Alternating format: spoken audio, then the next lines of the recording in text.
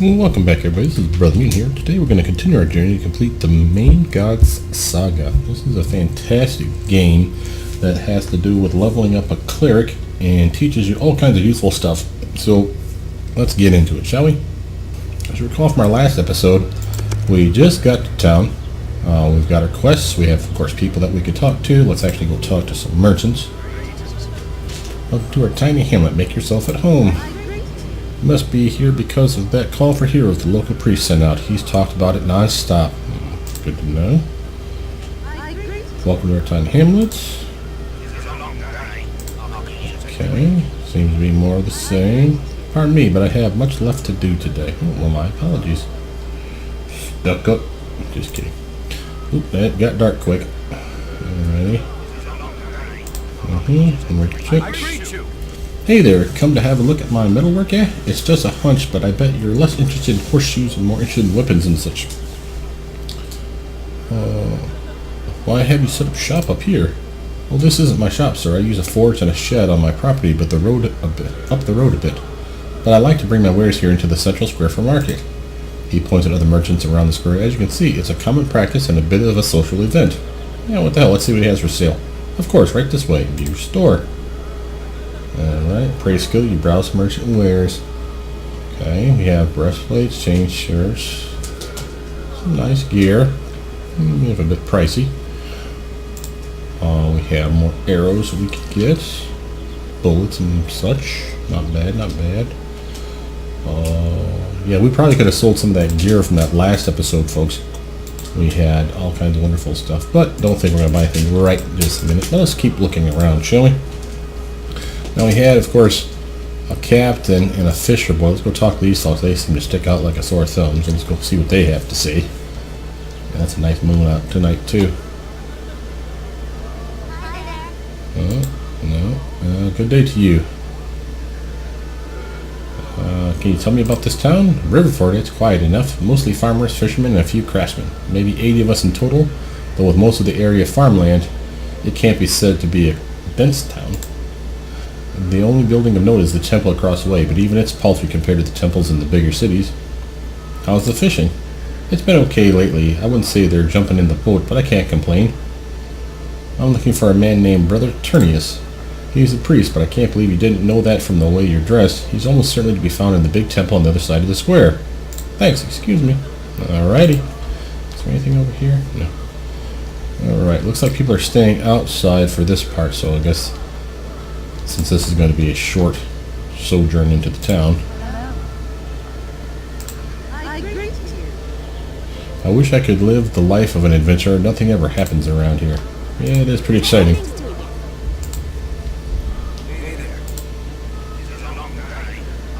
Okay, we've got another merchant here. And there's a merchant over there. It'll take the long way to get to him, why don't you? Alrighty, anyway. Alright, well, let's see. So we've been pretty much everywhere. This is the back side of the temple. I don't think there's anything that way. And I don't think there's anything really to explore in this area. This is more of a way station to get your mission. I have, again, played this game for about a half an hour. Long enough to go through most of this stuff as well as to leave town by the boat. But there was two options. You could leave by boat. You could also leave by road.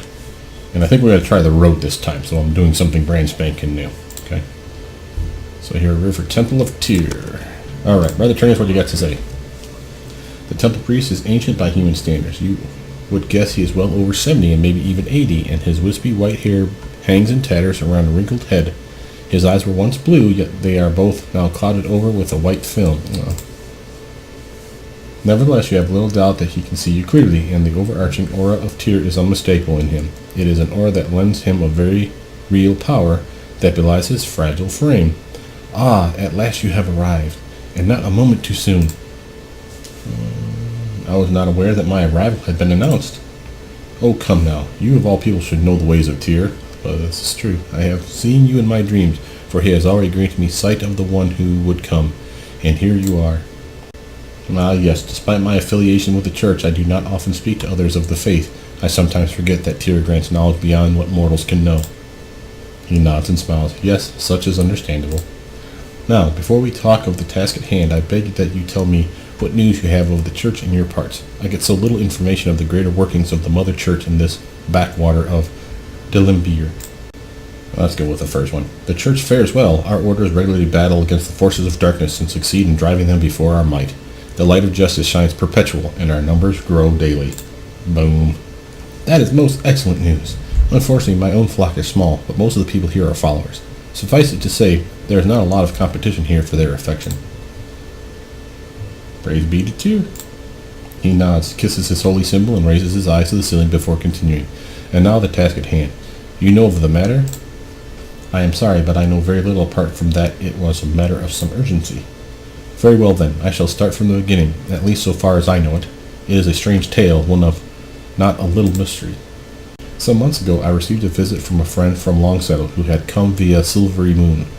There he came into possession of a letter that had recently arrived at the Turin Cathedral from a woman named Jellica Van Gaunt.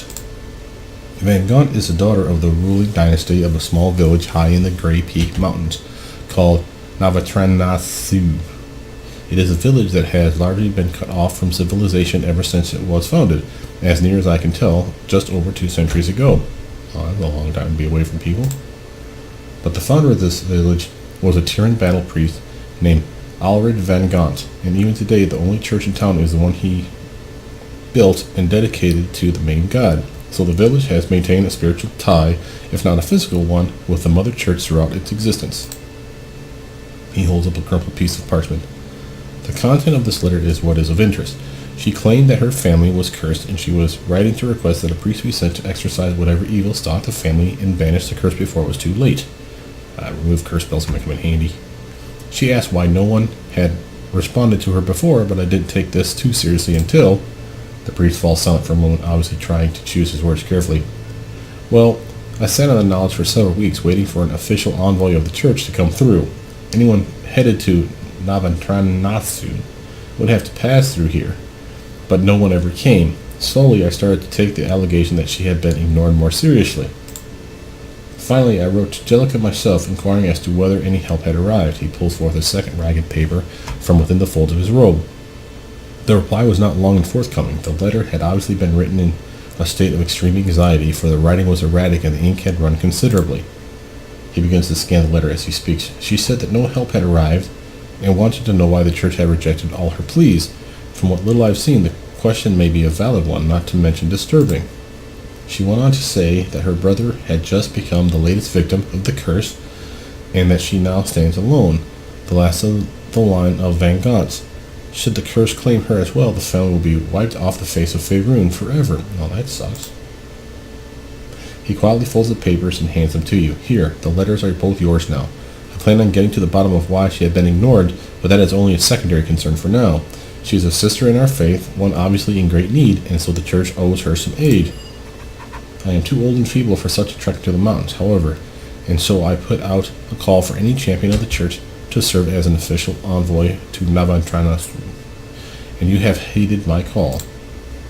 I shall of course head there at once, but what other information about the history of the family, town, or curse do you have? Sadly, very little. It took a great deal of effort to even locate Navatranasu, despite its being so near. You will not find the town on any map of Faerun I've seen, so isolated is it. And then, to even discover the name Alred Van Gaunt required an extraordinary amount of probing on my part. Most of my contacts in Waterdeep claimed they were unable to even find that name in the archives. What background I know I have already divulged. I do, however, have a bit of aid I can provide. In the next room is a young lady I have known for many years. Her name is Verona Redwine, and she is well at home in nature. I have convinced her to act as your guide, so that's going to be our partner in crime, so to speak. That's the ranger, if I'm not mistaken. Traveling with someone I need to protect would require more effort than it's worth. He chuckles. Believe me when I say you won't need to worry about protecting her. She's more than capable of doing that herself. She's got quite a bit of a fire in her. Outstanding. Perhaps I'll at least talk to her then. That is all I ask. Now, brother, I shall introduce you. Come. Follow him. Outstanding. Let's get us a partner. Howdy, too. Outstanding. You enter the back room to find a woman staring into a fireplace, right elbow against the mantel, and a glass of wine swirling in her right hand. She holds a handful of nuts in her left hand, deftly applying enough pressure to crack a shell before tossing the edible inside blithely into her mouth and discarding the remains with a loud pop into the fireplace. Hot. The operation is done entirely with her left hand and without perceivable effort. Badass. Lost deep within her own thoughts, she only comes to when the priest loudly clears his throat. Surprised, she straightens up, quickly tosses the remaining nuts into the fire with a flourish, and flashes you both a bright smile. Nico, this is Verona Redwine, the god I told you about. You find her to be quite familiar with the surrounding countryside. Aye, I've been around here most of my life, though I've never been to Navatranasu. Still, the place is known to those, well, in the know, though what they say about the place doesn't exactly make it sound like a first-class resort. Really, what is said about the place? That it's creepy, strangely depressed. From what I hear, people there aren't in love with life. It's never sounded fun enough to go. Still, there's a first time for everything, and you are? Yes, how rude of me. Verona, this is Nico Ogden. He's the official church envoy, of course. Anyway, Nico, Verona is quite at home in the wild, and she'll be an invaluable asset should you ever find yourself off the well-worn track.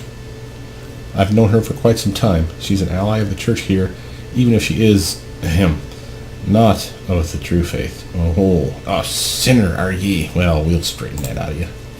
The woman rolled her eyes. Believe me, that's a blessing to your church. I would be the worst tyrant ever. He turns to you and winks. You see, Timora is more to my liking. Oh, Timora action going. Nice. Aye, a child of chaos. His tone is chiding, but it is softly delivered as a father needling a wayward daughter. Now, Brother Ternius, do you wish to inspire confidence in me and your envoy? You're hardly succeeding, I think.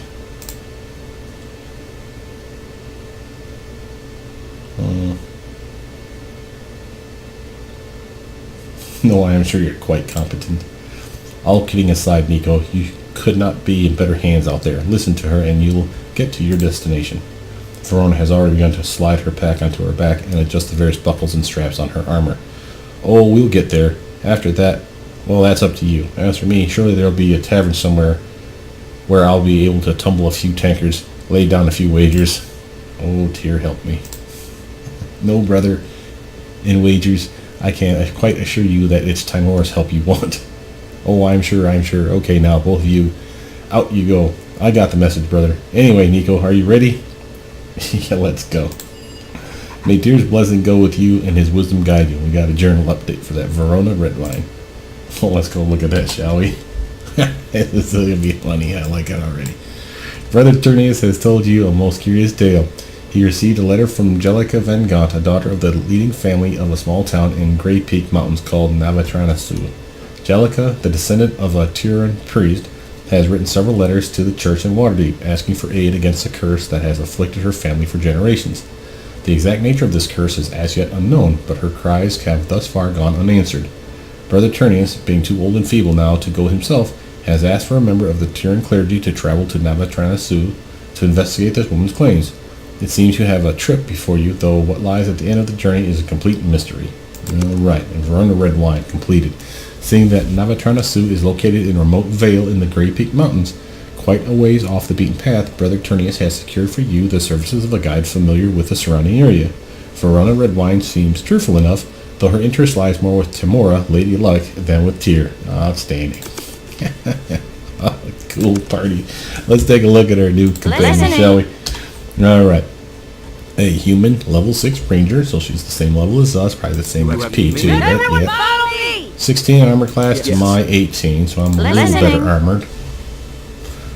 She has plus 8 attack bonus. Well, that's pretty nice. Oh, she's rocking what though? Let's actually look at her gear. Oh, she already has her own weapons. Cool. I couldn't remember for certain. So let's actually see if she can dual wield, shall we? We'll give her the option of doing both. And she's a bowman. That's all a good ranger should be. She has a deck of cards. This deck of cards is reminiscent of a gypsy fortune teller's deck, as each one has a different picture depicting some monumental event, emotional state, or natural disaster. Verona often draws cards from this deck during her downtime, causing her mostly to just mutter to herself about the outcome. And she has an old stone. This appears to be a simple stone or maybe a small piece of cobble. It seems insignificant, and yet Verona is entirely unwilling to part with it. Okay, so she's got a good luck charm, perhaps? She also has her own amulet. This 2-inch diameter silver disc is emblazoned with a star and crescent moon and is held by a simple leather strap. Verona seems quite fond of it. And she's wearing some studded leather. Her dexterity is still not enough to exceed the dexterity bonus maximum, so we're still good there. So she's getting 3 from the armor and 3 from her dexterity. So that's the 16 she's got, so that's not bad. She's relatively strong. She's stronger than I am, matter of fact. Constitution's decent. Not very bright. She does have a decent wisdom, though, as a ranger. She should be keying off of that, is that right? Fairly certain that's true. Let's see here. Does she have any spells? Yes, she does. Oh, and she's already queued up Blades of Fire and Cure Light Wounds. Now, she is a ranger, and therefore she'll get druid-type spells, which include healing spells. You'll see Entangle could be useful. Blades of Fire, though, is a nice one. Although I remember it lasting longer than 2 rounds for rangers, so maybe that's different now. Used to be that rangers got this for like a minute, I think. 2 rounds, I guess, better than nothing. And a good Blades of Fire for, doing some extra whooping damage. Magic Fang will be useless for her because she won't have access to her pet. Still think we get our summon critter spells, so hopefully that works. So let's actually close that down and open that up just so we see it. We got any skills to look at? Appraise, Bluff. She's got some bluff, so maybe we shouldn't focus on that so much. She does have concentration, craft weapon, a little bit of diplomacy, some heal, actually better than mine, no less. Hide and move silently, so she's a sneak thief. Shame that they don't ever give rangers sneak attack, even if it's to give them a 1d6 just to have it, because I have a lot of builds that I would really like, and I hate having to dip into rogue when a ranger would be better, quite frankly. She has a little lore. Listens, not bad. Actually, it's quite good. And for her level, she's exceeded what she should have. So level 6 and 3 more above it. She should only be at a 9 for anything, so it must be a bump from her wisdom. Yeah, okay, there you go. Move silently, yeah, lore. Open lock, no. Parry, which is crap. Search, though. Set trap, so she's kind of a thief, per se. No spellcraft. She has a lot of survival and spot, though. Well, that's nice. That's going to come in handy. Alright, let's see what we got here for... Oh, wait, did she have taunt? She has taunt. I'll just put it here just to have it. She won't really use it. She has dodge. Of course, toughness is good. Dodge should be giving her an extra armor class bump, though. Okay, against current target and attacker, so it just doesn't register on her stats here. Yeah. Toughness for extra hit points. That's nice. She's actually up with me with hit points because of that. Her tracking ability. Slap that over here. 2-weapon defense. Ah, look at there. So basically having 2 weapons in hand will go a long way for her being armored up. That's nice. And 2-weapon defense. Pimp. And a short sword as her weapon focus. And a matter of fact, I have another short sword. I could probably pass her both. Listening. And have her do yay.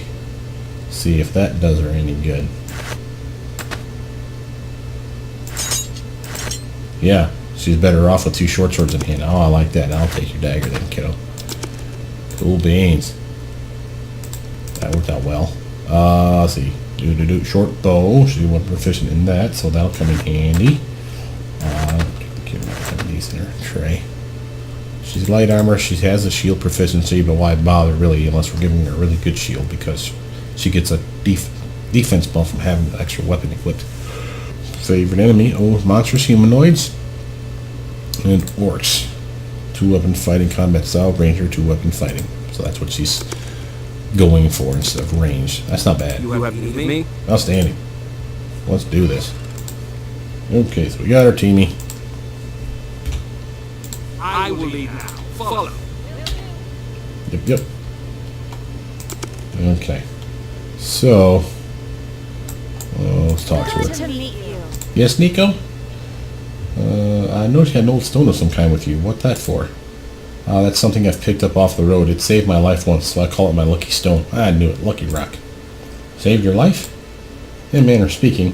When I bent over to pick it up, an arrow flew by over my head. Ooh. Some knoll in the woods thought he was going to kill me. He ended up dead as a result, and I got a lucky stone out of it. Well, okay then. And why do you carry a pack of cards around with you? These ratty things? Heh, they were given to me by the priestesses of Timora in the town I grew up in. They're said to be a way of communicating or communing with the goddess, something about games of chance. I don't know all the theological pap. Suffice it to say, I doubt one can commune with a god through card games, but it gives me something to do when I get all fidgety. You've got a very unique necklace. What is it?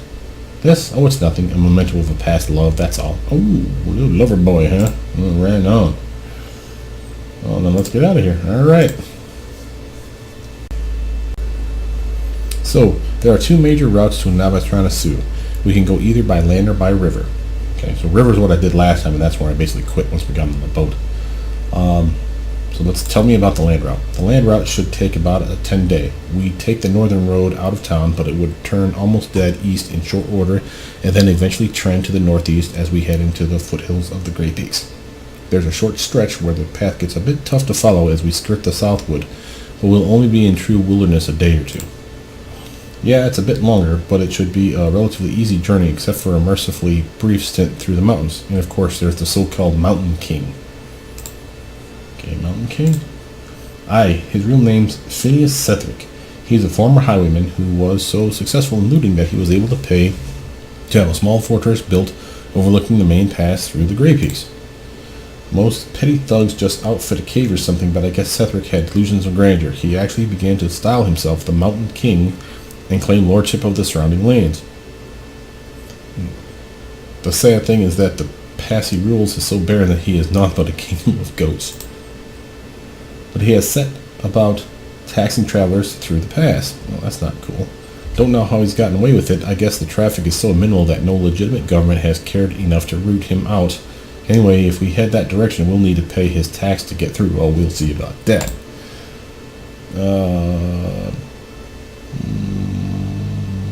Let's see. Or we can sneak around, right? Unfortunately, no. The mountains on either side of the pass are formidable, to say the least, and the next suitable pass over is a full 10-day to the north, so we'll never make it before the snowfall. Okay, well, let's hear about the water route. The River Delambir is a straight shot into Lake Navatra, and we'd be able to dock right in the Navatranasu Harbor. It'll take less time, but it'll cost some coin to get one of the captains to take us there, and of course, it's upriver, and they'll no doubt use the fact to raise the price a bit. And then we'll pass through the swamps, which are known to be the home of several tribes of lizardmen. Now, this is where I did this last time, guys. I actually did fight a couple lizardmen. I won't spoil it for you that want to go that route, but you're definitely going to have to. There are the red claws, the yellow fins, and the tortoise, and of course the tattered souls. They're a bit strange. Most of the tribes aren't particularly vicious, but that probably won't stop some of the town's captains from upping the price of it. Well, which route do you recommend? We've gone 10 yards, and already you've fobbed leadership of the expedition off on me. Some on by you are. You know much more about the area than do I. Asking for your opinion makes complete sense. Aye, that's true enough, but I need to ask a few questions myself first. Go ahead. Well, we could start with how fast we need to get there. I really have no reason to pick one way or the other. How much money do we have for the journey? I have none. We have some money, but we need to keep a watch on our funds. Now, we can afford it, of course. Then we must forget the boat. The land route is our best choice, which is fair enough. I'll accept your recommendation. Fine by me. Let's just head out of town on the northern road, but be sure to stock up here on whatever supplies you might need. There's nothing to buy between here and Navatrana. Alright, so that's our hint, folks. We got any journal stuff here? Nothing updated. Alright, so we need to buy supplies now. See if there's anything here that can sell something besides some weapons. The store. Anything? No. I should probably pass these off. She's probably a better bowman than me, so we'll give her more arrows than that. And I'll buy a stack of 99 for myself. Okay. I really like to find some healing kits, quite frankly. No one seems to want to sell anything.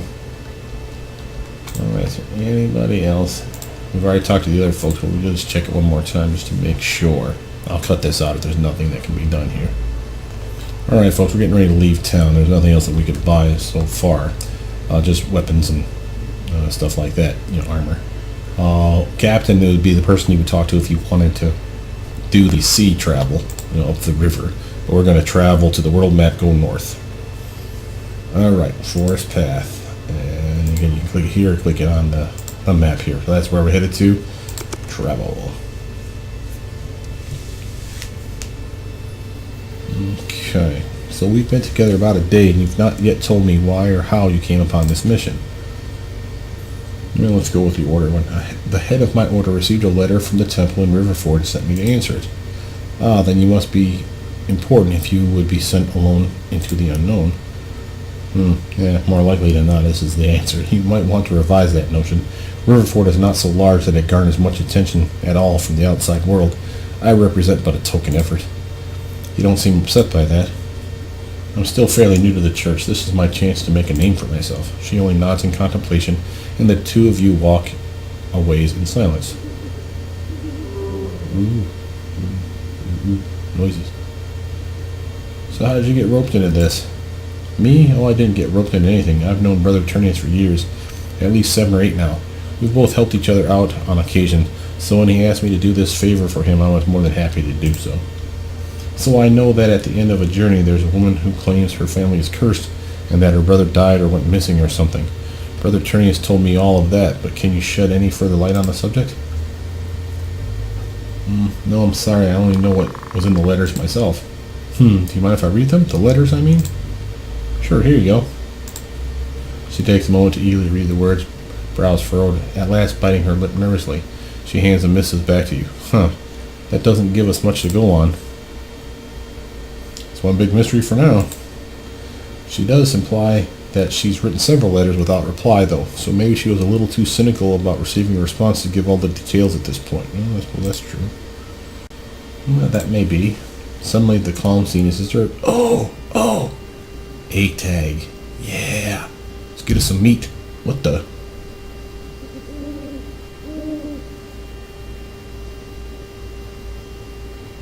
What's wrong with this?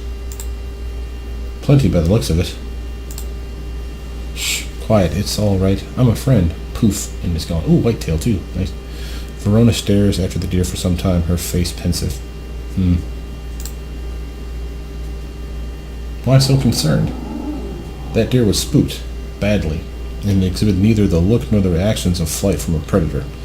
No, there was something unnatural about it. Oh, jeez. I wonder. I think it's best that we cease the conversation for a bit. I'm sorry, but I need to do a bit of thinking. After you, then. Looks like we got a little XP for that. Let's kind of scroll back, see what we got there.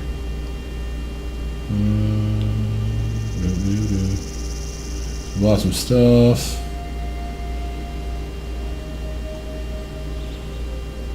I don't know what all that means. We got 100 XP for that. Well, alright. Okay, so let's see. We are... I greet you, my child. Hail, Verona, and well met, again. Well, if it isn't Vanderel of the Inner Groves, well met to you, friend, but it's a bit of a surprise this far from your coven. He looks suspiciously at you. We need to talk. Is this one safe? Hey, what does that mean?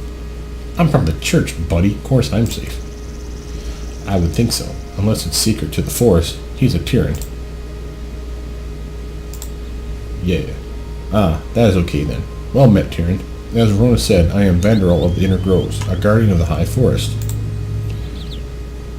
And well met to you, Vanderel. I am Nico Ogden, priest of Tyr. I promise that I shall not detain you long, but there is much at work in the High Forest. Evil, I think, but there are yet more questions than answers. He turns back to Verona. The mongrel men are on the move again. Oh, I don't like the sound of that. Headed deep into the forest center. They seem to be driven by a new call. Really? The mongrel men again? Has the one resurfaced? Oh, really get all cryptic on me here. That was our first thought too, but we cannot find evidence that such is the case. Okay. The one? Aye, a mysterious being that once inhabited the inner forest. A man of great charisma who managed to unite the mongrel men some years ago. He disappeared as mysteriously as he came. Mongrel men. The name is something of a misnomer. The mongrel men is the name we give the motley bands of brigands and ne'er-do-wells that inhabit the high forest. They come from all across Verona, no doubt fleeing whatever sentences await them in their homelands. Oh, great. I see. Go on, then. Verona has obviously been chomping at the bit as she impatiently waited for your questions to be answered. Sorry, I didn't mean to interrupt, kiddo. Kick-ass sword. Then let me find your evidence. I shall willingly go into the central forest if you but give me permission. Oh, Verona, how naive do you think I am? I see what you're up to. She wants to go kill some peeps. No, in this, I am sincere. Rest assured of that. Well, maybe, but we'll talk when you return. It will take at least that long for us to consult Terlang anyway, and your time in the east could prove most fruitful. How do you know I'm heading east? You mean other than that's the direction you've been traveling for an entire day now? I guess he's been watching this. He shakes his head and casts his eyes to the ground. One leather boot swirling the dirt in circles. A storm is gathering to the east, my friend. One that will spell doom for all of us. Well, I don't like the sound of that. With that, we could send our entire coven against it, but we are trapped here fighting this battle. Alas, it is all interrelated somehow. But again, I find only questions and no answers.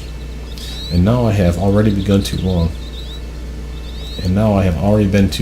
I must return to the coven and report what I have learned. The east, that gathering storm, I must leave you to it.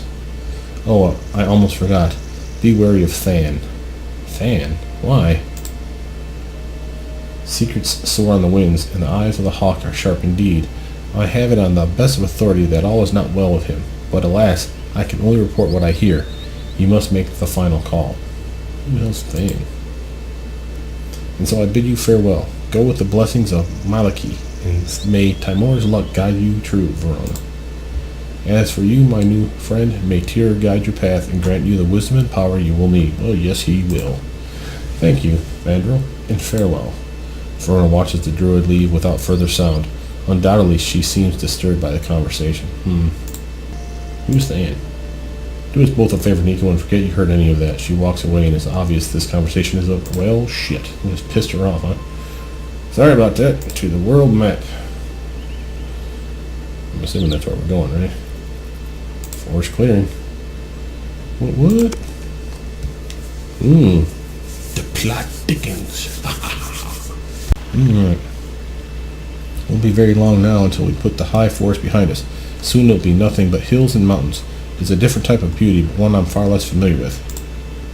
How much time have you spent in the high forest? I've scoured the outside regions for most of the last 5 or 6 years. Never been to the deep interior, but then few go there without the permission of the guardians. Like that druid we met a ways back? The answer is entirely non-committal. It is obvious she does not intend to speak further about this. Well, okay. What's in the deep interior? That's a good question. I've never been there, so I don't know. There are a slew of rumors, but I put stock in few of them, and so won't waste your time with such stories. What do you think I'm asking for? I want to hear the story. How long until we reach Navatranasu? Let's see. We have about a day or so into the foothills. 3, 1, and another 4? Maybe 5 if we get slowed by anything? She stops suddenly and holds up her hand to warn you to remain silent. She points to a set of tracks on the ground that looks to be fairly freshly made. The word she mouths to you silently is pretty clear. Orcs. Remain silent. She continues to creep along the trail, examining every minute detail and pattern within the sand. Yeah, do your little tracker thing, kiddo. Tell me where these bad guys are. We're gonna go slaughter some orcs.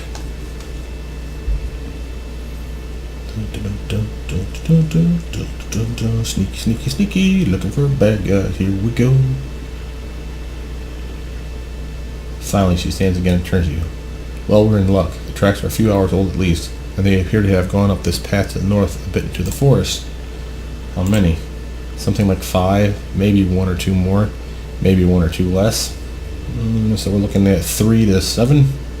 She points to a blood stain on a nearby rock face. One of them is injured. They may have been in a fight recently, or they may be fighting amongst themselves. With orcs, you never know. Someone's hurt. Anyway, let me scout around. I'll come back in a bit. Okay, I'll wait here. She knows what she's doing. We'll let her do her thing. After an hour or so, Verona sneaks back into view. They're only about 500 yards or so up the path, 7 of them. One of them definitely looks to be a leader of some kind. Okay, someone we should probably talk to. I don't fancy a direct confrontation with 7 orcs. Maybe there's another way we can deal with them. Well, we could set up an ambush here and hit them when they come to refill their canteens with water. With any luck, they'll come in small groups or even singly, and drunk, of course. I don't like that idea either. And they haven't really done anything wrong that we know of. I mean, if someone's bleeding doesn't mean anything wrong. Maybe we should just go talk to them. Yes, that's probably best. I've talked to a lot of the Western tribes and found them to be fairly reasonable for the most part. This group I don't know, so that gives cause for a slight concern, but we can try to remain non-threatening. Yeah, that's probably a good idea. Anyway, let's go. Alright, so here's our map, and it looks like this is our orc camp. Now, the question is, and I'm going to keep out the shield.